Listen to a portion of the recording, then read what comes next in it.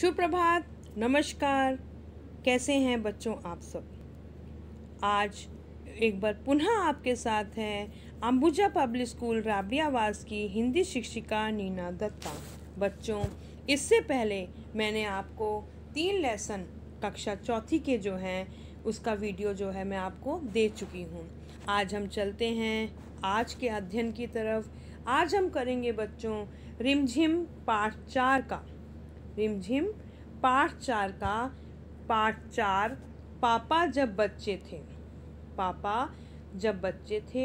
बच्चों, इस पाठ को लिखा है अलेक्सांद्र रस्किन। इनके लेखक हैं इस पाठ के अलेक्सांद्र रस्किन। बहुत ही मज़ेदार व मनोरंजक है ये पाठ। तो चलते हैं पाठ का अध्ययन करने के लिए। इस वीडियो में बच्चों आपको इस पाठ से संबंधित सभी चीज़ें आपको मिलेंगी। हम इस वीडियो में इस पाठ से संबंधित किस किस चीज़ का अध्ययन करेंगे, चलिए उस पर एक बार नज़र डाल ली जाए। पाठ 4 पापा जब बच्चे थे में हम सबसे पहले जानेंगे रचनाकार परिचय, यानी पाठ के जो रचनाकार हैं जिन्होंने पाठ लिखा है थोड़ी उनकी जानकारी प्राप्त की जाएगी। उसके पश्चात हम करेंगे पाठ चर्चा। पाठ चर्चा के पश्चात हम लेंगे पाठ पठन। पाठ को हम बहुत ही अच्छे तरीके से पढ़ेंगे व समझेंगे। उसके पश्चात बच्चों हम जानेंगे इस पाठ से संबंधित कुछ कठिन शब्दार्थ। कठिन शब्दार्थ के बाद हम देखेंगे पाठ का विषय वस्तु। पाठ के विषय वस्तु के बाद ये पाठ हमें क्या शिक्षा देकर जा रहा है उस पर नज़र दौड़ाएंगे। उसके पश्चात हम जानेंगे बच्चों वाक्य निर्माण। वाक्य निर्माण हम कैसे कर सकते हैं उस पर चर्चा करेंगे। यह पाठ हमारे व्यवहारिक जीवन में कहाँ तक महत्व रखता है या क्या महत्व रखता है उस पर जो है नज़र दौड़ाएंगे, चर्चा करेंगे। और अंत में करेंगे हम बच्चों सार लेखन।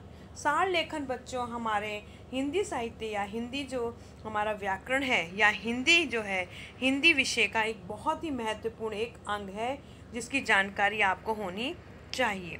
तो चलते हैं। सर्वप्रथम जैसा कि मैंने आपको बोला था, सर्वप्रथम हम देखेंगे रचनाकार का परिचय। ये चित्र तो आप देख रहे हैं बच्चों, ये चित्र है अलेक्सांद्र रस्किन जी का। तो लेखक अलेक्सांद्र रस्किन एक रशियन लेखक व कवि थे जो अपनी रचनाओं में हंसी मजाक व व्यंग्य का इस्तेमाल भी करते थे। क्यों वह हंसी मजाक व व्यंग्य का इस्तेमाल करते थे बच्चों? यह जो हैं लेखक अलेक्सांद्र रस्किन मुख्यतः जो है बच्चों के लिए ही जो है लेख या रचनाएं लिखते थे।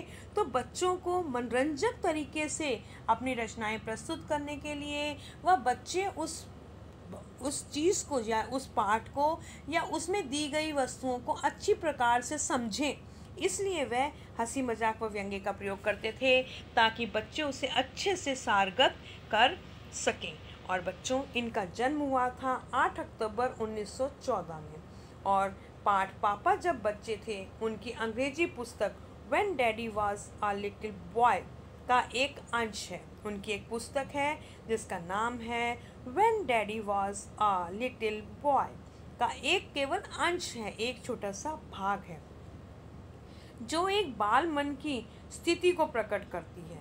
बालक के मन की, बाल मतलब बालक के मन में क्या क्या उधेड़-बुन चलती है उसके बारे में बताती है। उनकी मृत्यु 4 फरवरी 1971 को हुई थी। उनका देहांत जो है 4 फरवरी 1971 को हुआ था।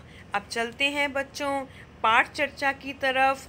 तो सर्वप्रथम हम देखते हैं पाठ चर्चा कि ये पाठ हमें क्या बताकर जा रहा है, इसमें क्या क्या चीज़ें हैं या लेखक कैसे प्रेरित हुआ इस पाठ को लिखने के लिए।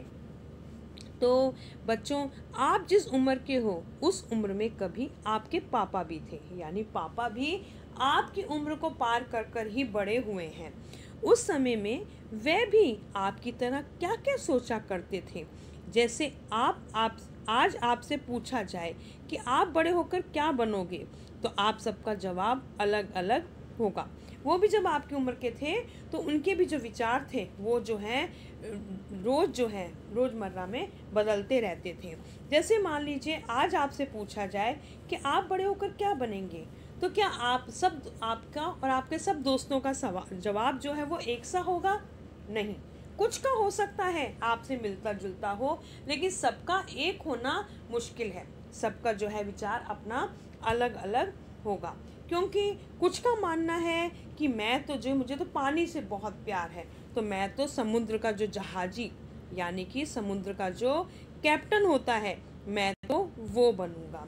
तो कुछ का मानना है कि भाई हम तो बड़े होकर डॉक्टर बनेंगे, मुझे तो डॉक्टर जो है अच्छा लगते हैं, तो हम तो बड़े होकर डॉक्टर बनेंगे।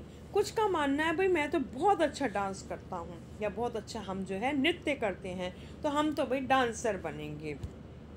तो कुछ का मानना है कि अगर तुम डांसर बनोगे तो मैं तो गाता बहुत अच्छा हूँ, मेरी तो आवाज़ बहुत अच्छी है, तो मैं तो भाई बड़ा होकर गायक, या हम जो है बड़े होकर गायक या सिंगर बनेंगे। तो कुछ का मानना है कि मेरी चित्रकला बहुत अच्छी है और मुझे इसमें बहुत रुचि है, अलग अलग तरह के चित्र बनाने में, अलग अलग तरह के जो है पेंटिंग करने में। तो मैं तो भाई बड़े होकर क्या बनूंगा, बड़े होकर हम तो चित्रकार बनेंगे या पेंटर बनेंगे। कुछ का मानना है कि मुझे तो पुलिस अच्छी लगती है, पुलिस, और मैं चोर को एकदम पहचान जाता हूँ, तो हम तो है बड़े होकर भाई पुलिसमैन बनेंगे या पुलिस वुमेन बनेंगे। तो कुछ का मानना है कि मुझे तो सब पे रोब जमाना अच्छा लगता है, तो मैं तो भाई मेरे में लीडरशिप क्वालिटी भी है, नेता वाली क्वालिटी भी है, तो मैं तो भाई बड़े होकर जज बनूंगा या जज बनूंगी। तो कुछ का मानना है कि मैं तो पायलट बनूंगी या मैं एयर होस्टेस बनूंगी। तो कुछ का मानना है कि भाई हमारे अध्यापक गण तो हमें बहुत अच्छा पढ़ाते हैं, तो भाई मैं तो अपने सर की तरह या अपनी मैडम की तरह टीचर बनूंगी। इस प्रकार बच्चों आप सबके जो हैं उत्तर अलग अलग होते हैं। तो बच्चों हम ये सब नाम क्यों बोलते हैं, हमें अभी से क्यों लगता है कि हम ये सब बनेंगे?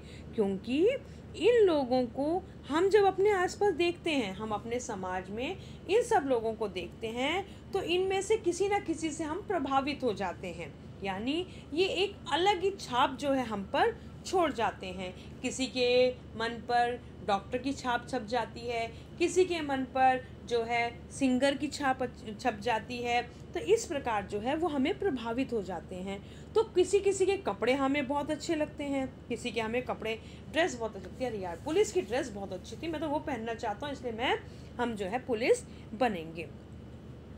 तो क्या होता है कि हम कपड़ों से प्रभावित होकर भी कई बार सोच लेते हैं कि हम ये बनेंगे, पर कुछ दिनों बाद हमें कोई और प्रभावित करता है तो हमारा विचार बदल जाता है। कई बार क्या होता है कि हमें जो है कोई और प्रभावित करता है तो हम जो है अपने विचार को बदल देते हैं। जैसे हमने कहा हम डॉक्टर बनेंगे, वो तो ठीक है डॉक्टर तो बनेंगे, पर सुई तो मेरे से नहीं लगेगी, छोड़ो हम डॉक्टर नहीं बनेंगे, हम तो जो है जज बनेंगे। तो इस प्रकार जो है वो अपना जो है विचार बदल जाता है। तो आज हमारा पाठ भी ऐसी उलझनों को बता रहा है जो छोटे बच्चे के मन में उधेड़-बुन चलती रहती है, उलझन चलती रहती है, ये बनूं या वो बनूं। इसी प्रकार पापा के मन में भी उलझन चल रही थी, तो उन उलझनों को बता रहा है जो एक छोटे बच्चे के मन में चलती है। तो अब चलते हैं, इसीलिए देखते हैं पाठ में क्या बताया गया है। तो चलते हैं अब पाठ पठन की तरफ। तो पाठ का पठन मैं एक बार आदर्श पठन कर रही हूँ, आप ध्यान पूर्वक पाठ को मेरे साथ पढ़ेंगे। पाठ 4, पापा जब बच्चे थे। पापा जब छोटे थे तो उनसे अक्सर पूछा जाता था, बड़े होकर तुम क्या बनना चाहते हो? पापा के पास जवाब हमेशा तैयार होता, जवाब मतलब उत्तर हमेशा तैयार होता, मगर उनका जवाब हर बार अलग अलग होता था। शुरू में पापा चौकीदार बनना चाहते थे। उन्हें यह सोचना बहुत अच्छा लगता था कि जब सारा शहर सोता है, चौकीदार जागता है। उन्हें सोचना भी अच्छा लगता था कि जब हर कोई सोया हुआ हो, वे खूब शोर मचा सकते हैं। आपके साथ भी प्राय होता होगा कि जब आप जो है सब घर में आराम करते होंगे तो आप शोर मचाना चाहते होंगे, लेकिन आपके जो अभिभावक हैं, पेरेंट्स हैं, वो कह देते हैं शोर नहीं करना। तो चौकीदार की नौकरी पापा को बहुत अच्छी लगती थी। क्यों? सब शांति से सोए होते थे और वो चिल्ला चिल्ला के जो है पूरे शहर में या पूरे मोहल्ले में घूमता है और बोलता रहता है जागते रहो। तो वे चाहते थे कि सब सो रहे हों और मैं जो है शोर मचा सकूं। उन्हें पक्का यकीन था कि बड़े होकर वे चौकीदार ही बनेंगे। यानी उन्होंने प्रारंभ कहाँ से किया कि मैं तो चौकीदार बनूंगा। लेकिन एक दिन अपने चटकदार हरे ठेले को लिए आइसक्रीम वाला आ गया। चटकदार यानी गहरे रंग, बहुत चमकीले, या चटकदार कहेंगे गहरे या डार्क रंग जो होते हैं, कलर होते हैं, उनको हम चटकदार कहते हैं। तो ठेले का रंग कौन सा था? चटकदार हरे रंग का। ठेला कौन से रंग का था? हरे रंग का। जैसे उन्होंने आइसक्रीम वाले को देखा, भाई वाह, पापा आइसक्रीम वाला बनेंगे। उनका विचार एकदम बदल गया। अब चौकीदार नहीं बनना, उनको क्या बनना है? आइसक्रीम वाला बनना है। वे ठेले को लेकर घूम भी सकते हैं और जितना मन चाहे उतनी आइसक्रीम भी खा सकते हैं। बेचेंगे तो सही और खुद भी खा सकते हैं। पापा ने सोचा, मैं एक आइसक्रीम बेचूंगा तो एक खुद खाऊंगा। यानी बेचूंगा तो है सही, लेकिन साथ में जब मुझे इच्छा करेगी मैं आइसक्रीम खा लूँगा। आपको पता है बच्चों, हम लोग को बालमन में या बच्चे की उम्र में जब हम छोटे होते हैं या बड़े भी हैं तो हमें आइसक्रीम बहुत पसंद होती है। तो इसीलिए उन्होंने विचार